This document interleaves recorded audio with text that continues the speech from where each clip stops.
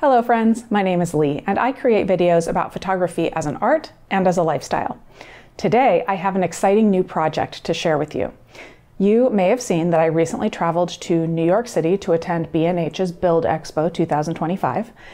I was able to add on a few days onto that trip and go an hour and a half north to the Wolf Conservation Center in South Salem, New York. This project is kindly sponsored by OM Systems, so let's give them all a big thank you for getting me out there. I did use OM System gear, and in this video I'll share why I chose the gear I chose, how I set it up, how it performed, the challenges I ran into, along with what went well, and of course, I'll share photos and videos captured while I was there. First, what is the Wolf Conservation Center? I would be doing them a disservice to skip over their work. Wolves are what is called a keystone species, which means that they are very important to our ecosystem. For a number of unfortunate reasons, there aren't very many left in the wild. The Wolf Conservation Center educates people on why they are important and why we should work to repopulate them in their native environments. They offer programs like I attended, where you can visit the facility to learn and even see wolves. There are the ambassador wolves, Silas and Nakai, but the good folks there go a step further than all of that. They take part in a breeding and release program where wolf pups are born at the center among several packs that call the facility home, and then they are placed with wild packs.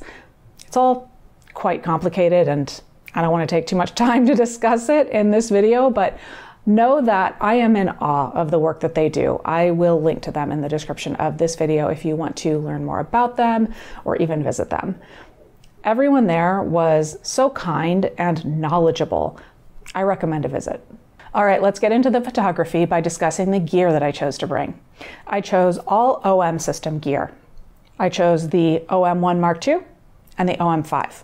And I chose these for a couple of main reasons. One, all the gear is weather sealed and a lot of rain was expected in the forecast. And two, it's all compact and lightweight, which has become more and more attractive to me since I started having back issues in 2023. And considering that I wanted super telephoto, I will take all of the weight savings that I can get. And then of course I knew that these two camera bodies would back me up with all the technicals like the speed and accuracy of the dog and cat detection autofocus on the OM1 Mark II. And then for lenses, I brought the 12 to 24 millimeter f4 lens on the OM5 and the 100 to 400 millimeter f5 to 6.3, the second version of this lens, the new one, on the OM1 Mark II. These are also well weather sealed. And because these cameras have 4/3 sensors, a crop factor is needed to get the effective focal length. So I effectively had a 24 to 90 millimeter and a 200 to 800 millimeter in full frame or 35 millimeter terms. I carried both bodies around with me the entire time. I even had this Joby tripod affixed to the OM5 so that I could set it down to capture B-roll or anything else while I was still using the super telephoto setup. I also brought extra memory cards, extra batteries, charging cables, things to clean lenses and sensors just in case.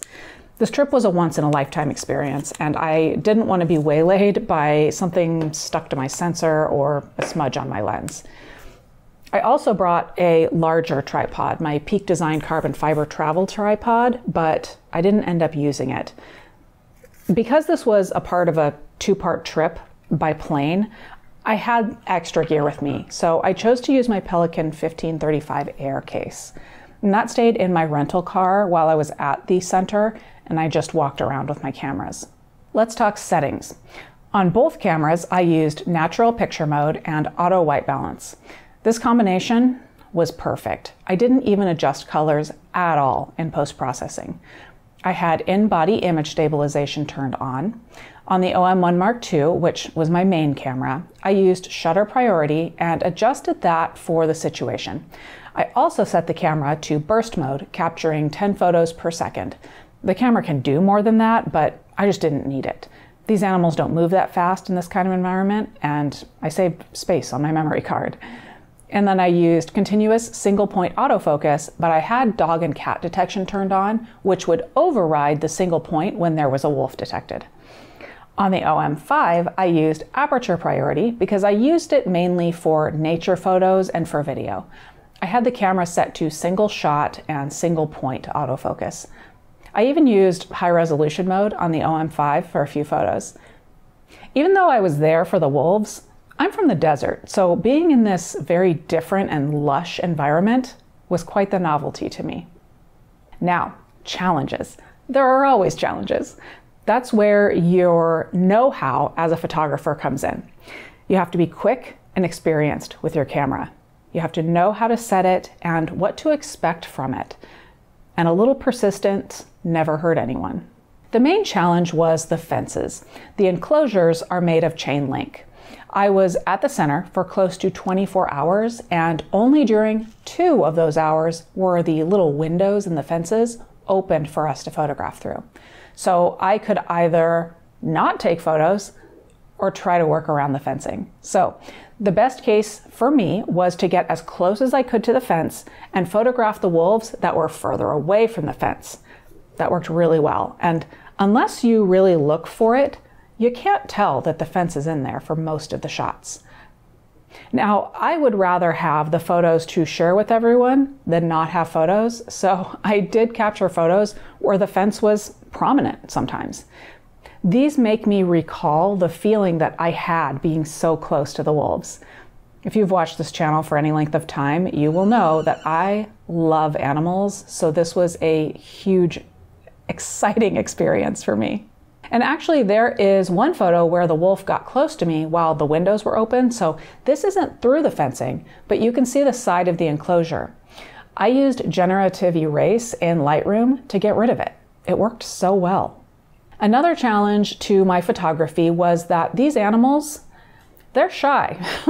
Even the ambassador wolves, who are most habituated to humans, they were still aloof. So overcoming that, it was simply patience. Like with a lot of wildlife photography, I moved slowly or stayed as still as possible. I was quiet, and I gave myself as many chances as possible to catch them. I mentioned a moment ago that I was there for close to 24 hours. That's because I signed up for a number of programs. I first did a standard tour, and then I camped overnight. There was then a photography session in the morning. I had my cameras at the ready the entire time. And that brings me to what went right. I got lucky with the weather. It rained, and I wore a rain jacket, but my cameras were a-okay to be out in the elements. And with that rainy weather came clouds. I would take clouds over full sun every time. Plus, the cameras, the OM1 Mark II in particular, was perfect for this job because it's so quick. I have the flexibility to capture in bursts so that I can get a sequence of images, and the autofocus is smart, fast, and accurate. I'm consistently stunned by how good it is. Overall, this was an amazing experience. Everything came together. I was learning about these powerful animals, seeing them up close. My cameras were working with me to capture the entire thing. I want to thank OM System again for sponsoring this project. I will link to the cameras and the lenses that I used, along with a few of the accessories, in the description of this video. I will also link to my review videos of these cameras and lenses. And of course, I will link to the Wolf Conservation Center. They do a lot of live streaming, so you can watch the wolves from home if you can't get out there. Let me know in the comments your favorite place to photograph wildlife. I'm always looking for my next adventure. Please like this video and subscribe if you haven't already. Those things are a big help to the channel. Thank you for watching.